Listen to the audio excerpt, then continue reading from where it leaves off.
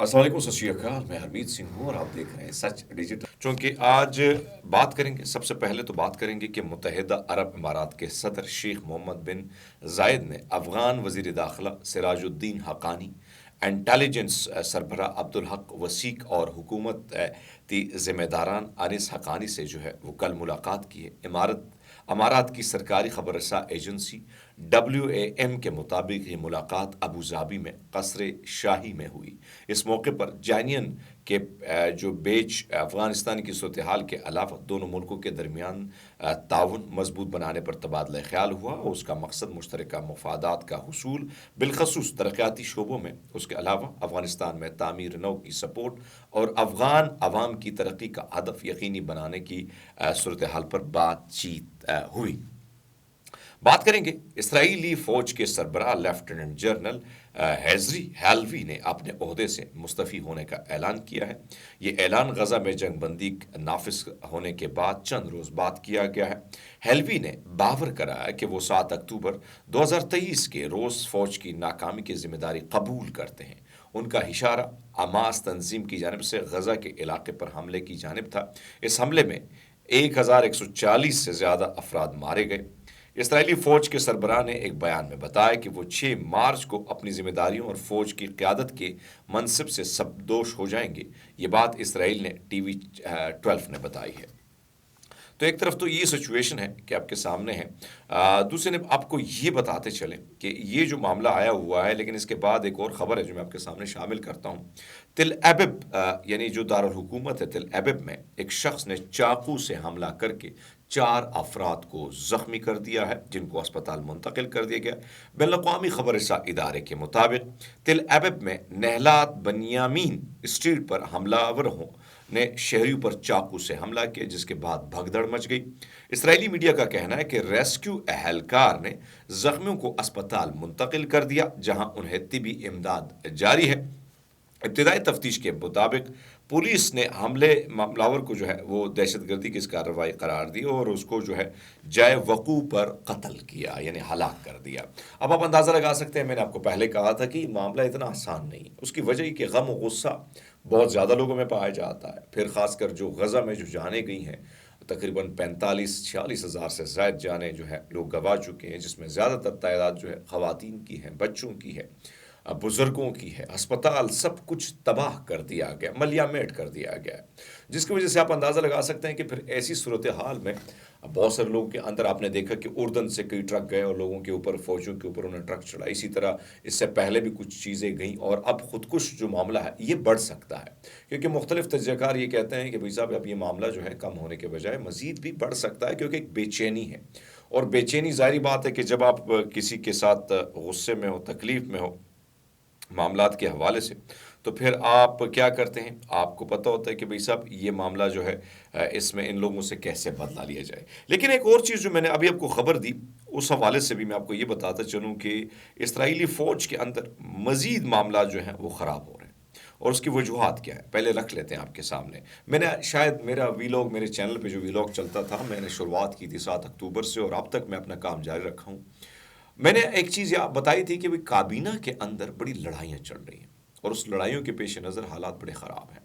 کابینہ میں مختلف وزراء، مختلف منسٹرز کے بیچ میں جو لڑائیاں چل رہی ہیں، اس کی وجہ سے جو ہے بڑی دوری آ رہی ہے، فوج کے اندر بڑی دوری آ رہی ہے. اور وہ دوری آپ نے دیکھی، بہت سارے استعفے میں نے جب آپ کو بتایا تھا کہ فلاں فلاں فلاں فلاں استعفیٰ آ رہا تھا، اب اور بڑے استعفے آ رہے ہیں. اب جو ایک ہارٹس نے اسرائیلی فوج کے نئے بحران پر بات کی، جس میں نے کہا ہے کہ کشیدگیاں بڑھ رہی ہیں اور کئی افسران استعفیٰ دے رہے ہیں بغیر کسی متبادل کے، کہ یہ سب کچھ 15 ماہ کی جنگ کے بعد ہو رہا ہے.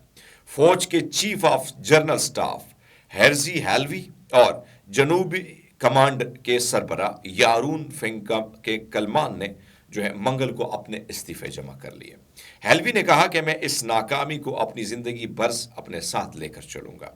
روزنامہ نے لکھا کہ وزیر دفاع اسرائیل یعنی کدز نے ہیلوی کو اتنا پریشان کیا کہ وہ استعفیٰ دینے پر مجبور ہوئے، اور یہ بھی کہا کہ وزیر اعظم نتن یاہو اس اقدام کو شین بیٹ کے سربراہ کے ساتھ دہرانا چاہتے ہیں، جس کے نتیجے میں مزید افسران اپنے استعفے دے سکتے ہیں. اب یہ بہت بڑی خبر ہے. چھوٹی خبر نہیں ہے۔ ایک طرف تو آپ اندازہ لگا لیں کہ اس سے پہلے استعفے آئیں، اور میں نے پہلے بھی کہا تھا کہ مزید استعفے آئیں گے، یعنی ایک آرمی کا جو سربراہ ہے وہ اس وقت استعفیٰ دے رہا ہے جہاں پہ غزہ میں جنگ بندی، تو دوسری حالت صورتحال یہ ہے کہ غزہ میں ایکسیپٹ کی گئی ہے فوج نے کہ بھئی صاحب ہماری ناکامیاں ہیں، ہم ناکام ہو چکے ہیں۔ تو ناکامی کی صورتحال میں وہ کہتے ہیں کہ بھئی صاحب ایسی صورتحال میں پھر ہم کیا کر سکتے ہیں، کرنا وہی ہے جو وہ یعنی آپ دیکھیں کہ ایک طرف تو یہ پریشانی ہے کہ بھئی صاحب اتنی فوج جو استعفے دینے پر مجبور ہے، تو دوسری طرف یہ کہتے ہیں کہ بھئی صاحب یعنی جو لڑائیاں چل رہی ہیں مزید افسران کے استعفے آ رہے ہیں۔ ہارس نے یہ بھی لکھا کہ اصلاحات کا آغاز اس بات کا کہ ایک آزاد اور سرکاری تحقیقاتی کمیٹی تشکیل دی جائے جو جنگ اور اس کی ناکامی کے اسباب کی تحقیقات کرے، لیکن نیتن یاہو اس کمیٹی کی تشکیل کو روکنے کے لیے کام کر رہے ہیں۔ جہاں تک آپریشن کی بات ہے تو اس سے آپ اندازہ لگا سکتے ہیں کہ یہ جو کچھ ہو رہا ہے اس سے آپ اندازہ لگا سکتے ہیں کہ معاملات سدھرنے کے بجائے مزید بگڑ رہے ہیں، اور اگر یہ مزید بگڑیں گے تو کس کا نقصان ہوگا؟ اسرائیلی فوج کو۔ اور پھر ایسی سچویشن میں بڑے بڑے آفیسر، ہارس نے لکھا ہے کہ پھر معاملہ یہ ہے کہ ان کے پاس مزید جو کمک ہے، یعنی ان کے متبادل، بڑے بڑے آفیسر کے متبادل جو ہیں، آپ یہ نہیں کہہ سکتے کہ ان کے متبادل جو لوگ ہیں وہ آ سکتے ہیں میدان میں اور ان کا فائدہ جو ہے ملکی اس کو ہوگا، یعنی خاص کر جو ان کی فوج ہے ان کو ہوگا۔ تو ایک طرف تو یہ سچویشن ہے جس سے آپ اندازہ لگا سکتے ہیں کہ کیا ہونے والا ہے۔ امریکی صدر جو ہے ڈونلڈ ٹرمپ نے گزشتہ روز جو بائیڈن انتظامیہ کی جانب سے فلسطین کے خلاف مغربی کنارے میں اسرائیلی آبادکاروں کے تشدد میں ملوث افراد گروپوں پر عائد کردہ پابندی واپس لے لی ہے۔ یہ فیصلہ نئے جاری جو ہے ہونے والی وائٹ ہاؤس کی ویب سائٹ پر کیا گیا۔ ویب سائٹ نے تصدیق کی کہ ٹرمپ نے 1 فروری 2024 کو جاری کے ایگزیکٹو آرڈر 14/11/5 کو منسوخ کر دیا، یعنی یہ جو 14,115 جو تھا اس کو منسوخ کیا۔ اس آرڈر کے ذریعے ان افراد اور اداروں پر پابندی عائد کی گئی تھی جو مغربی کنارے میں امن، سلامتی اور استحکام کو نقصان پہنچانے میں ملوث تھے۔ یہ اقدام سابق صدر جو بائیڈن کی اہم پالیسی کی بڑی واپسی کو ظاہر کرتا ہے، جن کی حکومت نے متعدد آبادکاروں اور تنظیموں پر پابندی عائد کی۔ ان پابندیوں نے امریکہ اثاثوں کو منجمد کر دیا اور امریکی شہریوں پر ان پابندیوں کی ضد میں آنے والے افراد کے ساتھ مالی معاملات کرنے پر پابندی لگائی تھی۔ یہ فیصلہ اس وقت آیا جب عالمی سطح پر مغربی کنارے میں اسرائیلی آبادکاروں کی جانب سے فلسطینیوں پر بڑھتے ہوئے تشدد اور مقبوضہ علاقے میں اسرائیلی آبادکاروں کی توسیع پر شدید تشویش پائی جاتی ہے۔ میں نے تو آپ کو پہلے بھی کہا تھا کہ جو بائیڈن آئے گا، جو بائیڈن جائے گا تو دوسرا آئے گا، دوسرا جو ہے وہ بھی اس کا باپ نکلے گا۔ تو ایک جاتا ہے دوسرا جاتا ہے تو اپنے ظلموں کی ایک نئی داستان شروع کر دیتا ہے کہ اس نے آگے جا کے کیا کرنا ہے۔ تو پھر آپ اندازہ لگا لیں کہ بھئی صاحب ٹرمپ نے بھی وہی کچھ کر دیا جو پہلے جو بائیڈن کرتا تھا۔ اس سے آپ اندازہ لگا سکتے ہیں کہ اس پالیسیاں واضح ہو رہی ہیں کہ بھئی صاحب آگے کیا ہونے والا ہے، یعنی وہ لوگ کیا کرتے ہیں۔ دوسرے جب آپ کو یہ بتاتے چلیں کہ اسرائیلی لبنان میں جنگ بندی کے خلاف ورزی جاری رکھے ہوئے ہیں، کسانوں کو اغوا کیا جا رہا ہے۔ صرف 2 دن قبل پیر کے روز اسرائیل نے لبنان میں جنگ بندی معاہدے کی خلاف ورزی کی اور اس کے فورسز نے کسانوں کو اغوا کی جو فلسطین کے مقبوضہ علاقے کے سرحد کے قریب الوزائی اور عین عرب کے درمیان کھیتوں میں کام کر رہے تھے۔ ایک لبنانی فوجی یونٹ جس میں 7 بختربند گاڑیاں شامل تھی، ایک مٹی کے ڈھیر سے ٹکرا کر اور یہ دریافت کرنے کے بعد قابض فورس جو ہے انہوں نے پھر جا کے مختلف جگہوں پر جو ہے لوگوں کو تنگ کیا، لوگوں پر تشدد کیا، لوگوں کو جو ہے ٹارچر کیا اور اس کے بعد پھر کسانوں کو اغوا کیا۔